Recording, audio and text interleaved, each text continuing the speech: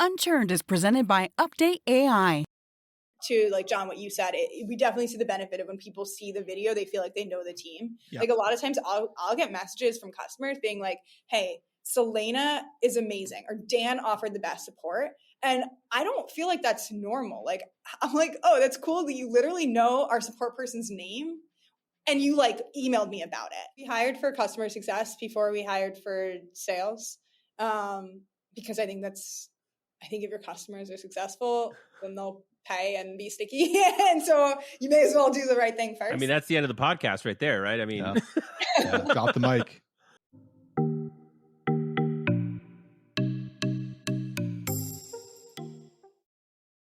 Hey guys. Hey, Josh. Hey, we're going to race to it, John. You go. John, you go. This one's easy because there's only 3 of us.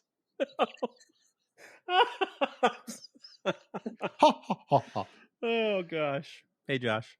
Hey. We're just gonna sit here in silence. Yeah, I'll hold out. This is a staring contest. The podcast equivalent of a staring contest. Should I introduce myself? Or? No. It's good. You wait for us. Wait for our cue. This is the part where the guest is just awkwardly waiting to see what we do. Yeah. Hey guys, this is Josh Actor, founder and CEO of UpdateAI, and I have with me today John Johnson, my good friend John Johnson. John, want to introduce yourself? Hey guys, I'm John, founder of Measure Over Method and principal CSM at usertesting.com. Okay, roll it back. Founder of Measure Over Method. I love it. I have no idea what it is. I haven't heard that one before in your intro. You must have been. I have? Oh, I just haven't been listening. Okay. Well, then why don't you tell us all what... No, this is amazing because I've been doing this newsletter for a couple like months now. And I realized that like I'm on this podcast every week and I never talk about it. Yeah.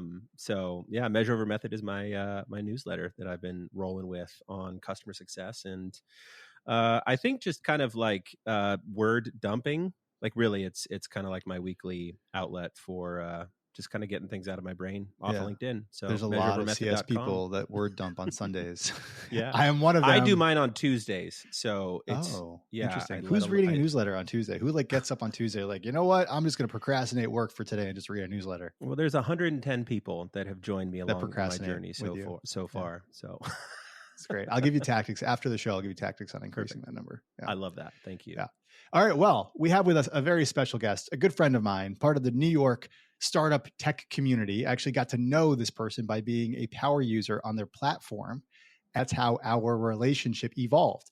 I'd like to introduce Bethany Stachenfeld. Did I get it right? Bethany, did you get your last name right? No. Well, you kind of did. It's just that we mispronounce it anyway, so I can't even pronounce it correctly. So. How do you pronounce your last name? I say Stachenfeld with a nice New Jersey accent, but I think it's really like Stachenfeld. Stachenfeld. You're very German. Yeah. Lots of guttural throat. Yeah. I mean, my last name is really Schach there, so yeah, exactly. The more phlegm, the better. The more phlegm, the better. Yeah, I think that's the national motto of Germany. Anyways, Bethany Stachenfeld, who is the founder and CEO of Sendspark, which is a product that I've been using for like 2.5 years, which is great. And Bethany, you're going to tell us all about Sendspark, and we want to learn about your journey and how your product and your journey currently relates to customer success, customer experience, all those cool things. So tell us a little bit about Sendspark. Yeah, so Sendspark's a video platform for creating videos for prospects and customers. And, why we built this, my background is more in the marketing automation side of things. So I was trying to use other video platforms like Vidyard and Loom and just felt like they were really good for really one-to-one communication. But when it came to like, how do we build this into our marketing automation and into the customer journey and onboard a lot of people who, have similar use cases, but things need to just be slightly tailored to different people. The other platforms were too manual. So we built Sendspark so you can create, custom videos where, maybe you are recording a video personalized for a person, but maybe it's automated and built in your process or somewhere in the middle where, part of it's customized and the other part's automated. So it's just meant to be a lot more scalable. We've been working on Sendspark. It as of January 2024, it's been 5 years. So wow. Really, really excited about the product and where we are today and excited to share more about the journey. Yeah. And so can you share a little bit about the company? You guys are globally based, right? Like the size of the team, some quant behind it, if you don't mind. Yeah, for sure. So we're globally based. Where are we? I mean, we're mostly in the US time zone. So like think different places in the US, Latin America. We have one guy in Israel doing some SEO for us, but I think we built a global team out from the beginning, which is great. We have like well over 10,000 users now. And, you know, I think, I'm trying to think. So we have 10,000 users. I don't even know how many videos have been created on the platform. I looked it up before and it was a lot. And you have revenue goals, but I'm not going to push you into that because you're a friend. Yeah, no, all the revenue is confidential.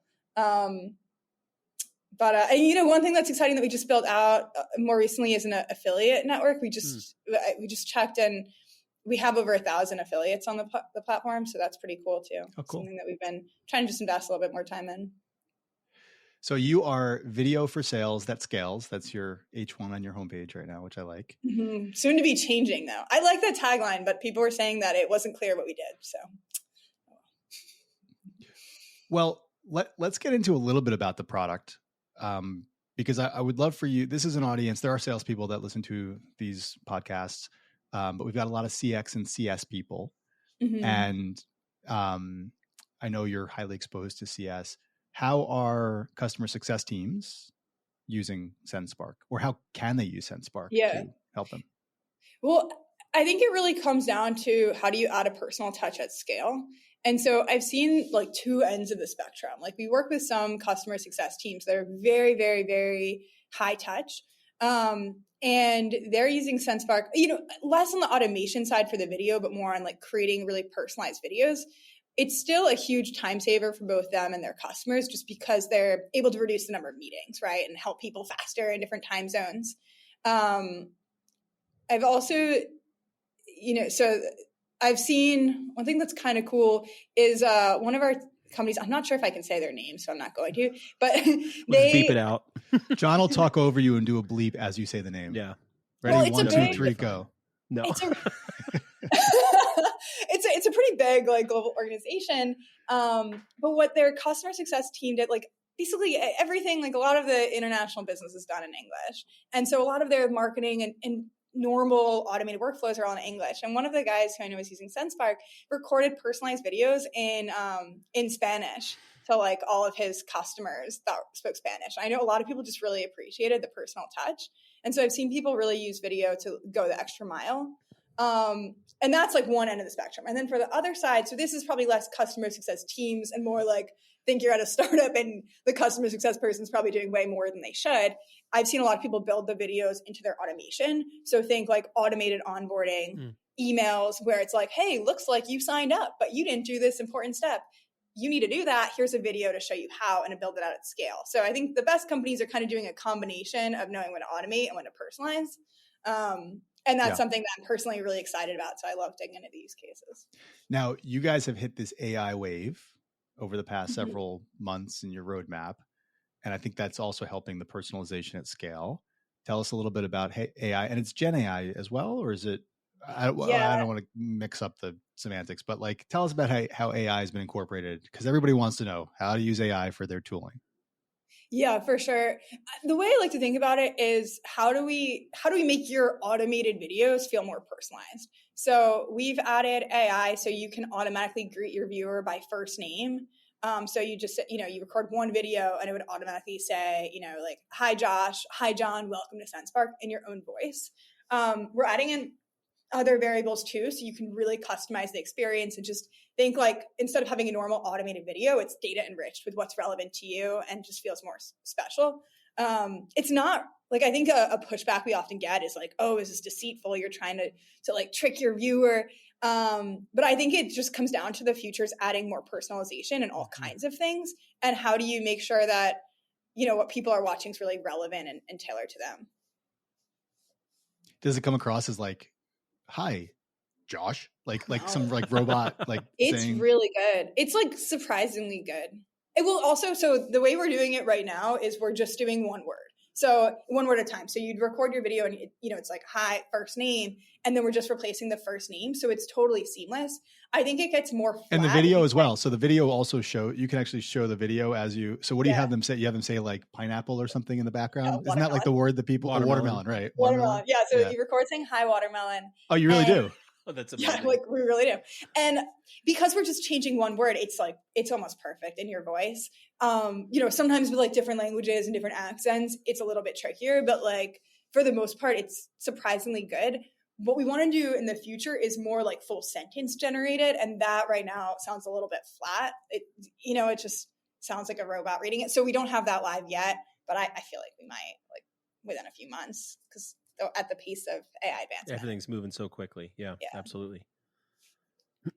Oh, John, I thought that was a segue. I thought you were introducing your next question there. Well, yes, but then it looked like you were going to say something. No, will please, they, won't please, they? Like with two of us, there's just a lot of open space here. Yeah, I mean, I guess, you're the co-founder and CEO. I know we're going to get into kind of your journey and your path, but why don't give us the 5-year kind of rundown? Like, how are you feeling? How's does the AI excite you? Does kind of leaning into the future of technology really start your day, or is this kind of that, man, how do I focus on the practical core business here?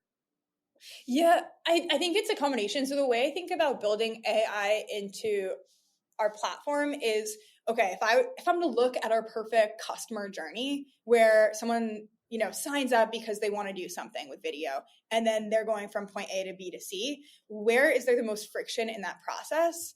And then how can I fill that in with AI? So we've been using AI in a bit, but I'd say like none of it is really what you'd expect except for that like AI voice and video cloning.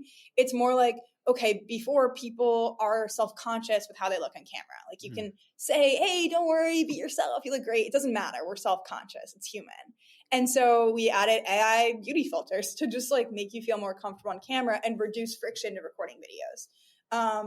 So we did that last January. So a year ago, we added AI like script writers to help you know what to say. Because a lot of people know they should use video, but they're like, wait, what do I really say? So, we're just trying to get rid of like friction so people can really leverage video because it's an amazing way to communicate.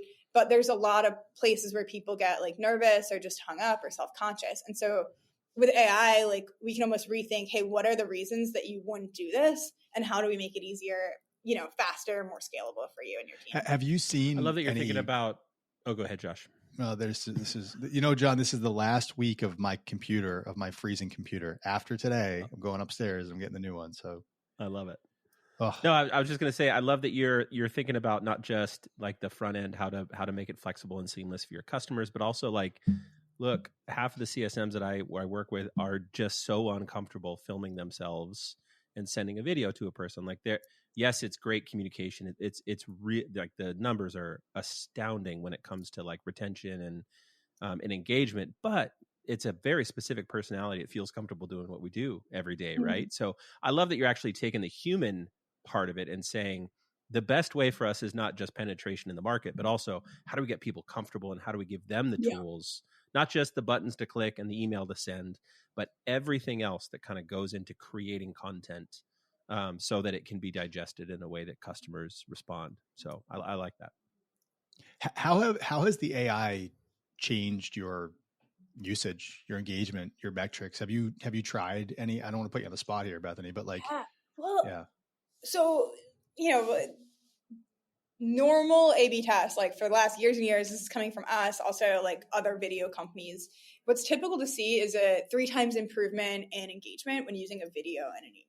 And so, sorry, say that again, because I want to make sure people catch that. So basically, if you have a text email that you're using, for sales outreach, or even if it's like warm leads or customer onboarding, whatever it is, it's normally 3x higher. That's what like a lot of large scale tests run. Of course, you can't test like everything. If you embed the video in your email.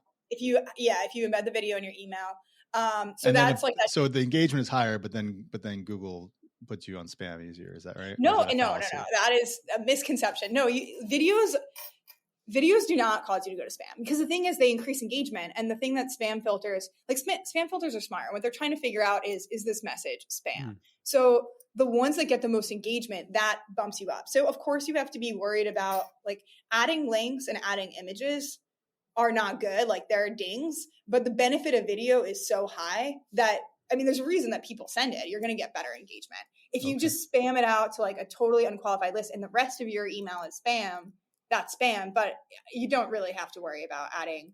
I mean, unless it's like you're just sending a video with no text or doing like other weird stuff, it's not going to. Well, this is great because I'm going to use Sendspark today. I did this for one of our events like 9 months ago. We had one of these executive workshops, and I put a teaser video, and I used Sendspark to create like the thumbnail animated GIF of the teaser video, and I put it in the bottom of my email, and it looked awesome. And I think people really liked it, but my concern was, well, is this going to actually trigger spam quicker?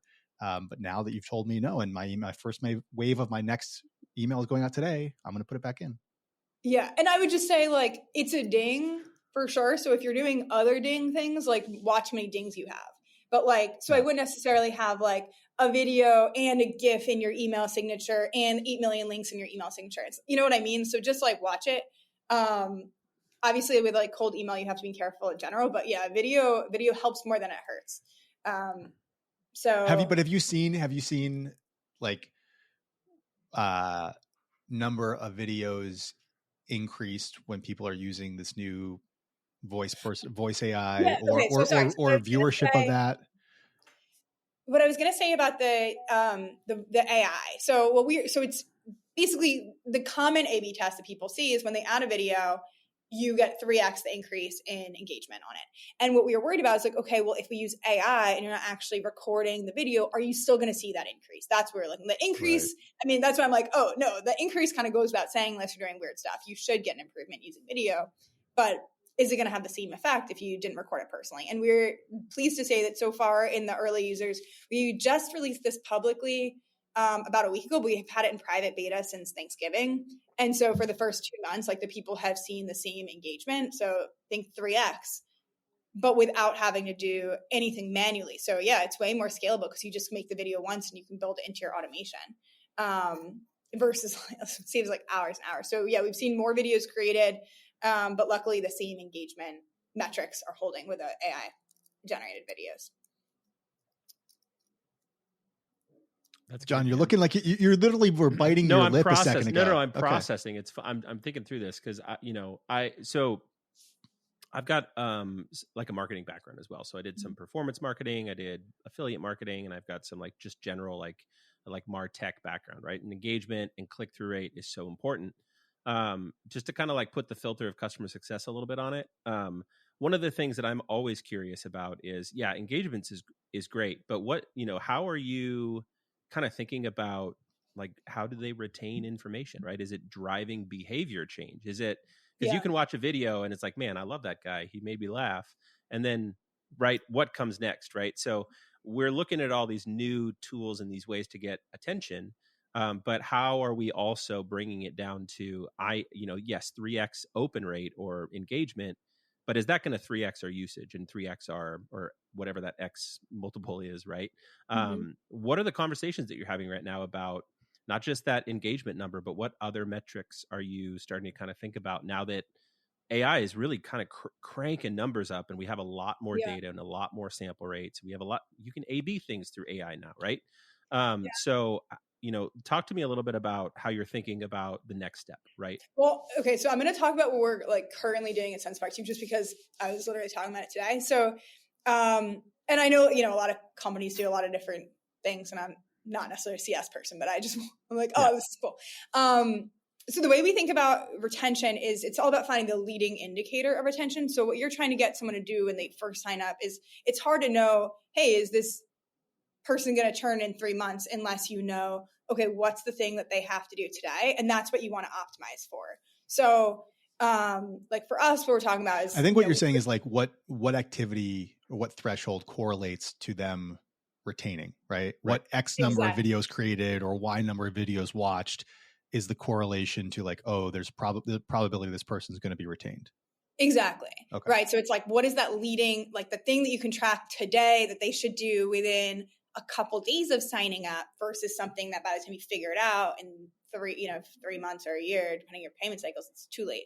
Right. And so for us, we really want people to make these automated videos, because if you can make the automated videos, you set it up, you're setting yourself up for success. There's a lot less friction than if you're recording tons of videos. Like that's just for our business, but whatever it is for you. And then once we know what that is, that's what we're building our email automation around. So we're trying to make sure, okay, if you sign up, we really want you to build an automated video.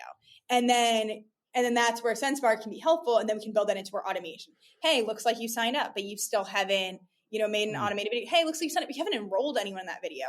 And so the more we can help with, like, whether it's a video of me or a tutorial or a video from our head of customer success or something, the more we can help people do that early, that drives long-term success. So that's what I think can be really powerful in terms of, okay, we're not just tracking, did they click or reply to the email, but did they take the action? But it depends on, well, what are you measuring? What's the action you're trying to drive for?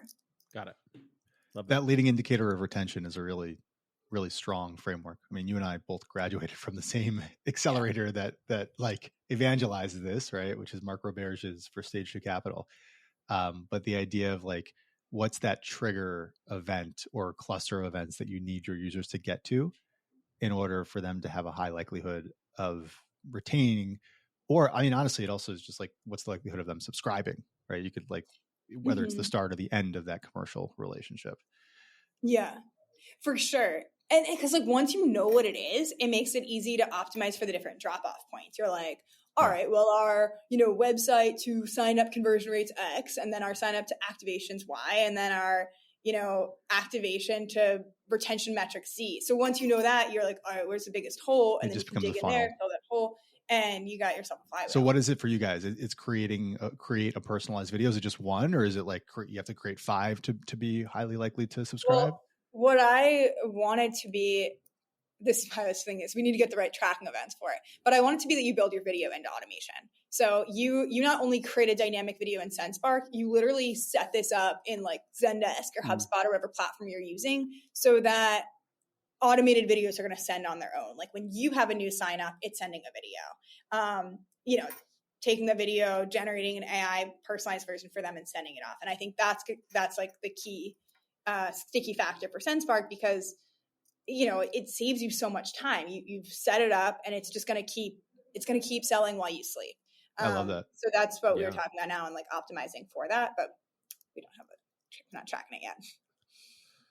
No, that's really, man. I mean, you put it out in such like a simplistic way, and I know it's not simple, but I really love the focus on the fundamentals. Like I know that we're coming out of an economy that is pretty chaotic, right? And we're hearing more and more folks say like, just focus on like the core business and what you do well. Yeah, it's interesting. Thank you for sharing that.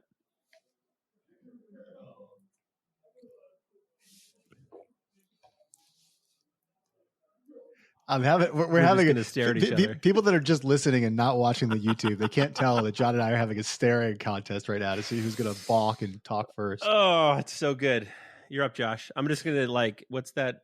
No. So my next question though is I want to stay on this AI train here, right? That's the gravy train. Like, where do you're in primarily in the sales space, but also the tangential spaces, go-to-market spaces around that, like CX and CS and stuff. Where do you see AI going and bringing this next generation of productivity and tooling? Yeah. So one thing I really see is just reducing more manual work. So my theory on like whether it's AI or just any type of automation is do it first to like figure out what you're doing. And then as soon as you're like, hey, I've done the same thing like 5 times, that's when you want to automate. So I was just talking to someone who was talking about like how they did research and like checked that emails were valid. I'm like, okay, this could 1,000% be automated. So I feel like it's like anyone can think about what are the things you're doing that you don't need to do or a human doesn't need to do. And that's going to be coming first. I think the research side's easy. I think the tech stuff with the emails could get better, but right now it's just not really good enough. And I don't know if I really see that ever being the end all be all answer, because when you write emails, it's like communicating. It's not that hard to write an email if you know what to say, but like you probably know better than you probably know what you want to say more than you know what you put in a prompt to generate an email for. So I think really more on the research side, automating manual tasks, way more on the image video generation side of things. And also, like, what I want to do is more dynamic video content. So it's not just adding, a word to your mouth, but really showing the right information and helping people have more tailored, relevant tutorials, onboarding videos, demos. Yeah.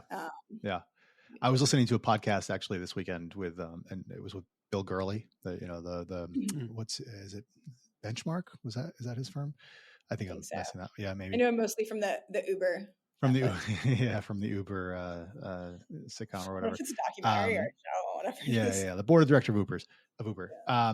Anyway, he was saying, he made a really good point. He said, right now AI is an advantage for us. It's saving us time. It's shaving time off the clock. It's giving us an advantage over our competitors.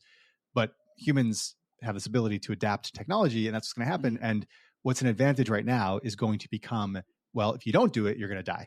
And the analogy he used was this tennis player in the 70s and 80s, really famous Swedish player, Bjorn Borg. He won all these major tournaments. It was like him versus John McEnroe all the time.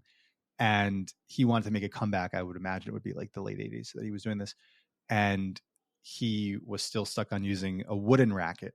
But in the time that he'd been away, everybody started to use graphite tennis rackets. And as good as amazing a player as he was, he got smoked, totally slaughtered, because he was still stuck on the old tool, the wooden tennis racket, and everybody had evolved and adjusted to the new stuff. So, I mean, I don't know the relevance of this, but it's going to become other than the fact that you pay attention to 80s tennis. Yeah. Oh, I do. And it's the Australian Open now. It's good times.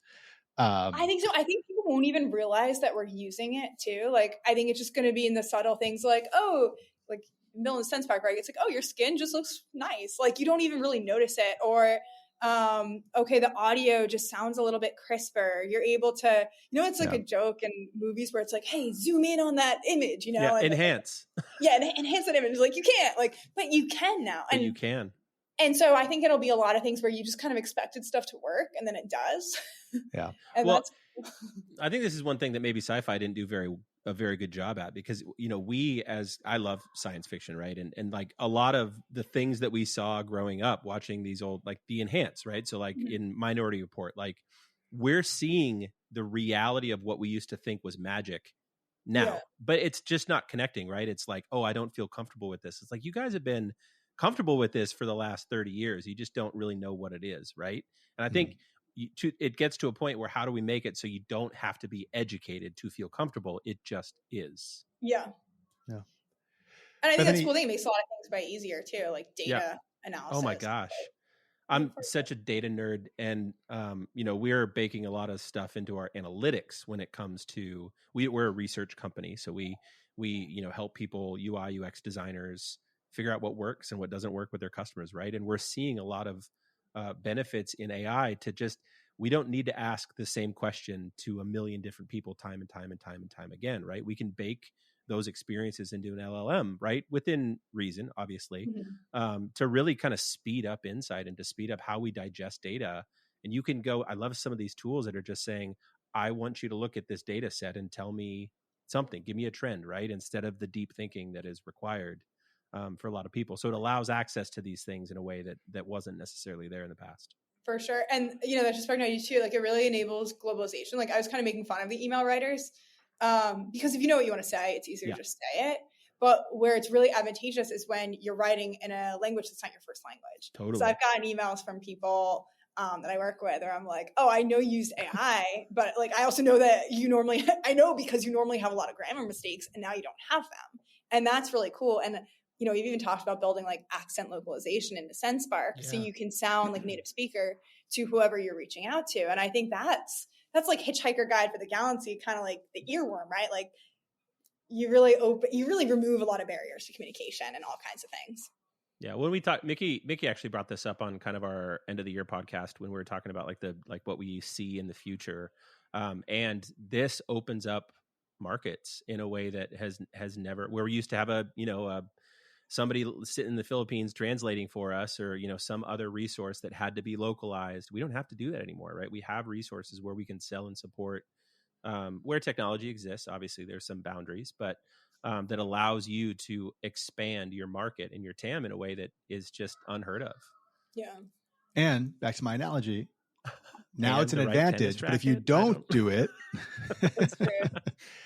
now it's an advantage, but if you don't do it and everybody else is, then you're the lazy one who's not using the tools that are there to enable you. Right. Yeah. So, you've talked a little bit about the user journey. I've literally seen your like HubSpot user journey layout about a year and a half ago, and how comprehensive it was. And I know you really kind of take a lot of care and consideration into the customer journey. In fact, a CS manager was one of your first hires. So Yeah. I'd like to know, Bethany, what's been your like biggest learning on the ways to treat your customers and deliver good customer success to them as a small startup, but even early on, having such importance behind that? Yeah, it's true. We hired for customer success before we hired for sales, because I think if your customers are successful, then they'll pay and be sticky, and so you may as well do the right thing first. I mean, that's the end of the podcast right there, right? I mean, Yeah, drop the mic. Yeah, so huge believer in that. I mean, I think as a startup, your top concern is time, right? Like time and money, just allocating resources really effectively.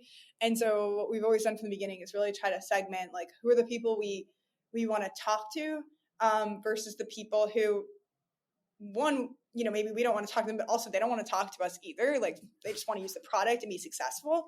And so we've really emphasized like splitting that and having a really strong self-service journey so that people can treat themselves. And that kind of depends on the person a bit too. Like, some people, they really just want to like get in there, tinker, try stuff, and then we'll have support, but it's a lot more reactive.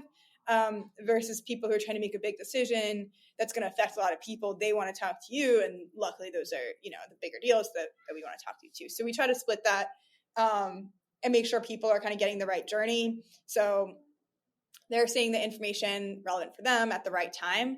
And that way we're not like annoying people who don't want to talk to us. And we're also not like spending too much time in meetings where people could be treated self-service. I know a lot of companies that like really try not to do things self-service at all. And I think that can be really tough on yourself because there's only so many hours in the day you can meet with someone anyway.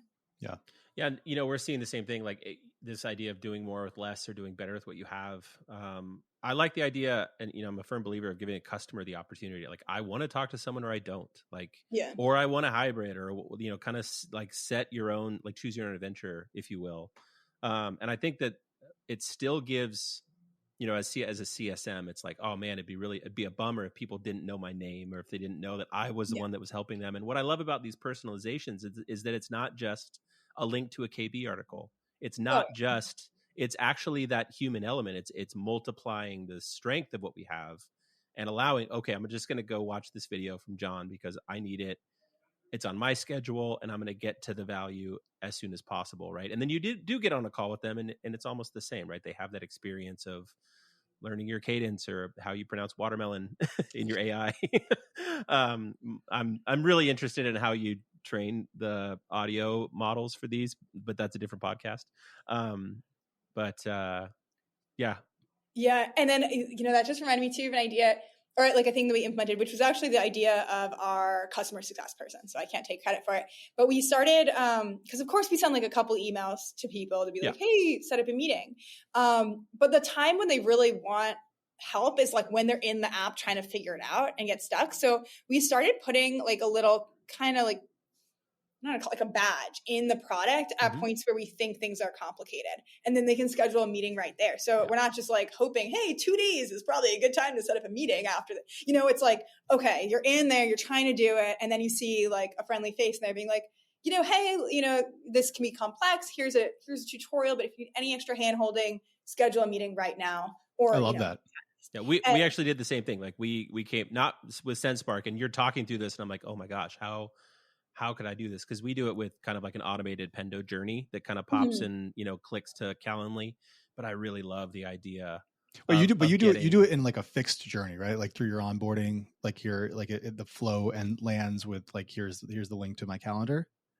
Or do you do it like dynamically where it actually... For us, it's not dynamic. It's just points of the product where we know that people get stuck a lot. Yeah. And then we have it there. So it's not like, it's actually not fancy at all. It's like literally just like it just says like, hey, we know this part's, and then there's like a little video too, but the video is tiny, and then you can hit it and then watch the video large, and then it's kind of a button to schedule a meeting.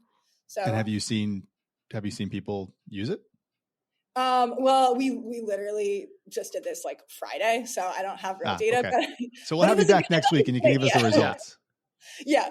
And yeah, I'm excited about having it there. We did have video. We always have videos in other places, but they were less about thinking where people get stuck. And to like John, what you said, we definitely see the benefit of when people see the video, they feel like they know the team. Yeah. Like a lot of times I'll get messages from customers being like, hey, Selena is amazing, or Dan offered the best support. And I don't feel like that's normal. Like, I'm like, oh, that's cool that you literally know our support person's name and you like emailed me about it. So I think that having the videos really does help build a personal connection. I don't have like a ton of data other than that. I'm like, that's pretty cool. They gave him a shout out, or gave Selena a shout out to me. Cool. Yeah, no, I love that. I love the idea of using video to build the personal connection. That's good. Awesome. Well, so this is your first CEO role, right? I mean, you went from director of marketing, I'm looking at your LinkedIn, into this pretty big role. What's kind of been your experience? How are you finding it? How are you finding the top of the leadership structure? And maybe what's something that you're learning still 5 years in? Yeah. I mean, I think it really comes down to like having great people on the team. So I think that like, we don't have a huge team. We have a small team, but I really trust everyone on it. And we've just really good people. So Bethany is the prime. I know about Bethany's, her startup and her growth, and she's like the model student for what startups are starting to become and what they've needed to be, which is like, let's keep a low burn. Let's do things the right way. Let's build, if you want to call it what Gainsight calls it, let's build durable growth, right? Durable revenue, whatever. Yeah. Like, but like, let's not just go and raise millions upon millions and try to like skyrocket and leapfrog. Yeah, just burn it. She's doing things in a very sustainable way and environmentally friendly as well. I love that. Environmentally friendly, yeah. I don't know about that. Carbon neutral. I don't think we have a big carbon footprint. Yeah.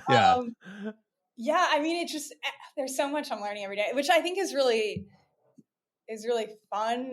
But like, I just try not to have like an ego about it, I guess. Like I kind of am expecting, I have to make a lot of decisions. I'm expecting not all of them are going to be right. So if things aren't, it's fine. Just like quickly learn and adapt. And I can't imagine anything else.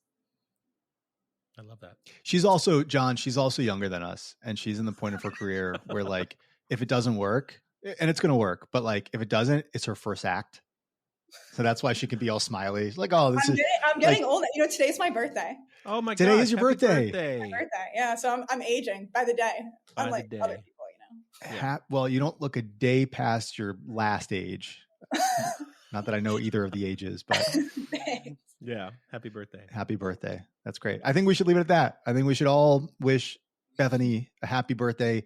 As a birthday gift to Bethany, we should go to sendspark.com. Yep. Where I've been an avid user for years. And it sounds like they got some really cool watermelon personalization AI tools.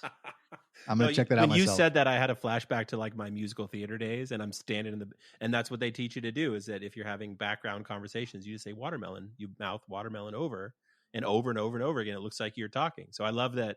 That's why we use it. Yeah. But is that literally what, like, if you go backstage and like, that's all people are doing? If like, if you're in the back of a set and you like, my niece is an extra, like that's her career. Yeah. She is an extra for these Netflix shows. And like, it's watermelon or pineapple. Like it's interchangeable, whatever has like multiple syllables, and you just, and like you get paid $400 a day. It's great. Good job. Love it. All right, guys. Thanks. Enjoy the rest of your week.